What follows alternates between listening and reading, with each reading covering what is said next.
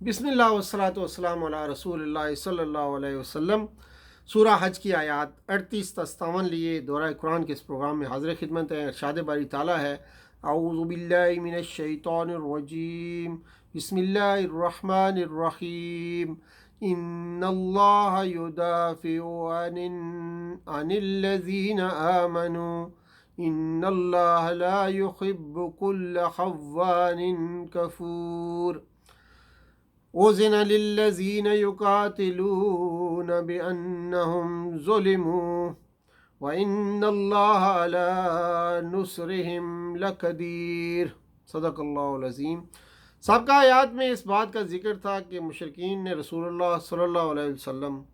اور آپ کے صحابہ کو جو عمرہ کا احرام باندھ کر مکہ مکرمہ کے قریب پہنچ گئے تھے، مسجد حرام میں جانے اور عمرہ کرنے سے روک دیا تھا۔ اس آیت کریمہ میں مسلمانوں کو اس وعدہ کے ساتھ تسلی دی گئی ہے کہ اللہ تعالیٰ عنقریب ان مشرکین کو مشرکین کی اس قوت کو توڑ دے گا جس کے ذریعے وہ مسلمانوں پر ظلم کرتے ہیں۔ اس وحی کے بعد سے مسلسل کفار و مشرکین کی طاقت کمزور اور ہمت پست ہوتی چلی گئی، یہاں تک کہ 8 ہجری میں مکہ مکرمہ فتح ہو گیا۔ حضرت عباس رضی اللہ تعالیٰ عنہ نے فرمایا کہ یہ پہلی آیت ہے جو قتال کے معاملے میں نازل ہوئی۔ یہ اجازت تھی، اور سورہ بقرہ میں پھر حکم ہوا، وَقَاتِلُوا فِي سَبِيلِ اللَّهِ الَّذِي يُقَاتِلُونَكُمْ۔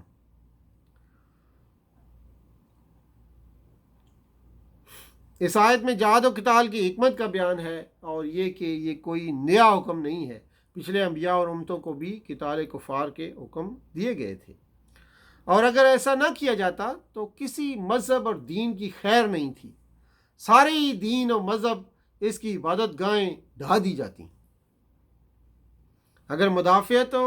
حفاظت کا یہ قانون نہ ہوتا تو اپنے اپنے زمانہ میں نہ عیسائی راہبوں کے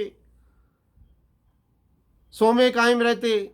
نہ نصارہ کے گرجے قائم رہتے، نہ یہود کی عبادت خانے قائم رہتے، نہ مسلمانوں کی مسجدیں جن میں اللہ کا ذکر بڑی کثرت سے ہوتا ہے،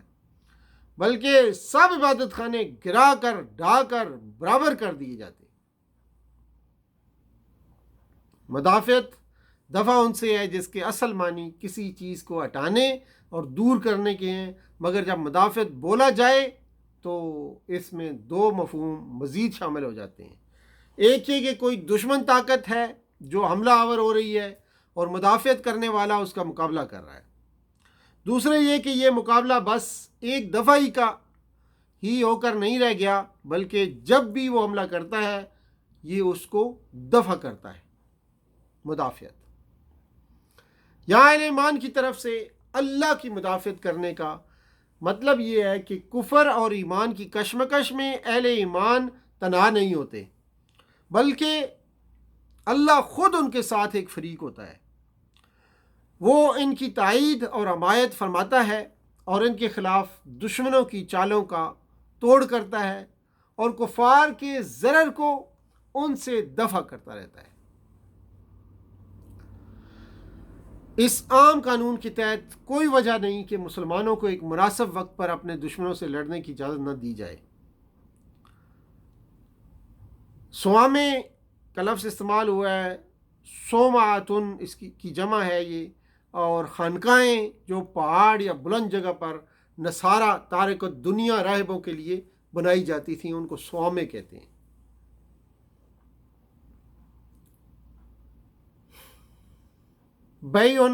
بیعتن کی جمع ہے، نصارہ کے گرجے، بیعتن کی جمع ہے، نصارہ کے گرجے۔ یہ نصارہ کے عام کنیسوں کا نام ہے۔ سلاتن، سلوتن کی جمع ہے، سلوت کی جمع ہے، عبرانی میں اس کی اصل سلوتا ہے، یہود کی عبادت گاہیں۔ مساجدن، مسجد کی جمع ہے، مسلمانوں کی عبادت گاہیں، مسجدیں۔ مطلب آیت کا یہ ہے کہ اگر کفار سے قتال اور جہاد کے احکام نہ آتے تو کسی زمانے میں کسی مذہب و ملت کے لیے امن کی جگہ نہ ہوتی۔ حضرت موسیٰ علیہ السلام کے زمانے میں صلوات اور عیسیٰ علیہ السلام کے زمانے میں سوامے اور بی اور ختم الانبیاء صلی اللہ علیہ وسلم کے زمانے میں مسجدیں ڈھا دی جاتی، یعنی وہ جنہیں اگر ہم زمین میں قدرت اور طاقت دیں، الذین ان مکناہم فی الارض اقاموا الصلاۃ وآتوا الزکاۃ وامروا بالمعروف ونہوا عن المنکر، یعنی اگر دنیا میں انہیں حکومت اور فرمان روائی بخشی جائے، اگر دنیا میں انہیں حکومت اور فرمان روائی بخشی جائے تو ان کا ذاتی کردار فسق و فجور اور کبر و غرور کی بجائے اقامت صلاۃ ہو، ان کی دولت عیاشیوں اور نفس پرستیوں کے بجائے ایتاء زکوٰۃ میں صرف ہو، ان کی حکومت نیکی کو دبانے کی بجائے اسے فروغ دینے کی خدمت انجام دے،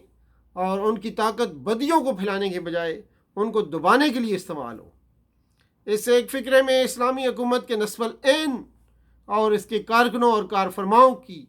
خصوصیات کا جوہر نکال کر رکھ دیا ہے۔ کوئی سمجھنا چاہے تو اسی ایک فکرے سے سمجھ سکتا ہے کہ اسلامی حکومت فی الواقع کس چیز کا نام ہے، کہ ان کی حکومت نیکی کو دبانے کے بجائے فروغ دینے کی خدمت انجام دے، ان کی طاقت بدیوں کو پھیلانے کی بجائے ان کو دبانے کے لیے استعمال ہو، اور اگر دنیا میں انہیں حکومت دی جائے اور فرمان روائی بخشی جائے تو ان کا ذاتی کردار فسق و فجور اور کبر و غرور کی بجائے اقامت صلاۃ ہو، ان کی دولت عیاشیوں اور نفس پرستیوں کی بجائے ایتاء زکوٰۃ میں صرف ہو، اور ان کی حکومت نیکی کو دبانے کی بجائے اسے فروغ دینے کی خدمت انجام دے، اور ان کی طاقت بدیوں کو پھیلانے کی بجائے ان کو دبانے کے استعمال میں آئے۔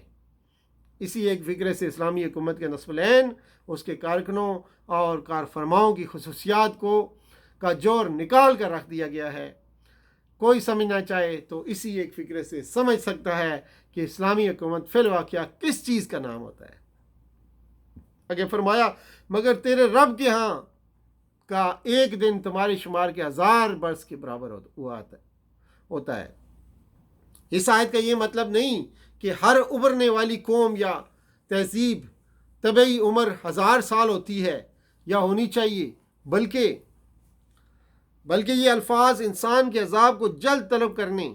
اور اللہ کے قانون تدریج کے مطابق تاخیر میں تقابل کے طور پر ذکر کیے گئے ہیں۔ یہ عین ممکن ہے کہ کسی قوم کے ظلم و جور میں اس قدر زیادتی واقع ہو جائے تو 3-4 صدیاں گزرنے پر بھی اس کو تباہ کر دیا جائے، اور یہ بھی عین ممکن ہے کہ کوئی قوم یا تہذیب 1000 سال سے بھی زیادہ زندہ رہے، اور یہ سب باتیں کسی قوم کے گناہوں کی رفتار پر منحصر ہوتی ہیں۔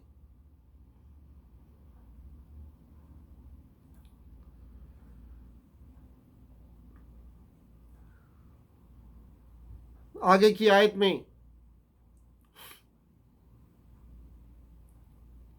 وَمَا أَرْسَلْنَا مِن قَبْلِ سے، یعنی کہ اس میں اس آیت کے ایک معنی تو یہ ہوں گے کہ یعنی ہوں گے کہ لفظ تمنا کے ہیں، یعنی کہ کسی چیز کی خواہش اور آرزو۔ دوسرے معنی تلاوت کے ہیں، یعنی کسی چیز کو پڑھنا۔ یہاں دونوں مراد ہوں گے۔ تمنا کا لفظ اگر پہلے معنی میں لیا جائے تو مطلب یہ ہوگا کہ شیطان نے اس کی آرزو پوری ہونے میں رخنے ڈالے اور رکاوٹیں پیدا کی۔ دوسرے معنی لیا جائے تو مراد یہ ہوگا کہ جب بھی اس نے کلام الہی لوگوں کو سنایا، شیطان نے اس کے بارے میں لوگوں کے دلوں میں طرح طرح کے شبہات اور اعتراضات پیدا کیے، عجیب عجیب معنی اس کو پہنائے، اور ایک صحیح مطلب کے سوا ہر طرح کے الٹے سیدھے مطلب لوگوں کو سمجھائے۔ پہلے معنی کے لحاظ سے اس کا مطلب یہ ہے کہ اللہ تعالیٰ شیطان کے دخل اندازیوں کے باوجود آخر کار نبی کی تمنا کو پورا کرتا ہے اور اپنی آیات کو پختہ اور اٹل وعدے ثابت کرتا ہے۔ دوسرے معنی کے لحاظ سے مطلب نکلتا ہے کہ شیطان کے ڈالے ہوئے شبہات اور اعتراضات کو اللہ تعالیٰ رفع کر دیتا ہے، اور ایک آیت کے بارے میں جو الجھنیں وہ لوگوں کے ذہنوں میں ڈالتا ہے انہیں بعد کی کسی واضح تر آیت سے صاف کر دیتا ہے۔ آخر میں فرمایا واللہ علیم حکیم، یعنی وہ جانتا ہے کہ شیطان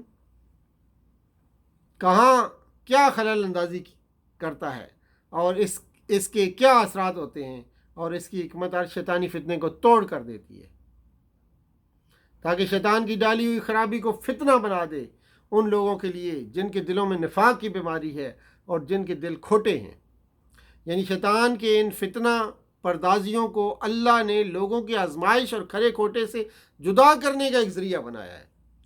اور وہ اس طرح کے بگڑی ذہنیت کے لوگ انہی چیزوں سے غلط نتیجہ اخذ کرتے ہیں اور یہ ان کے لیے گمراہی کا ذریعہ بن جاتی ہیں، اور صاف ذہن کے لوگوں کو یہی باتیں نبی اور کتاب اللہ کے برحق ہونے کا یقین دلاتی ہیں، اور وہ شیطان کی سب شرارتوں کو محسوس کر لیتے ہیں، اور یہ چیز انہیں مطمئن کر دیتی ہے کہ یہ دعوت یقیناً خیر اور راستے کی دعوت ہے، ورنہ شیطان اس پر اس قدر نہ تل ملاتا۔ تو یہ تھی آج کی چند آیات جو آپ کے سامنے ان کا مختصر پیغام رکھا۔ وآخر دعوانا ان الحمدللہ رب العالمین، والسلام علیکم ورحمۃ اللہ وبرکاتہ۔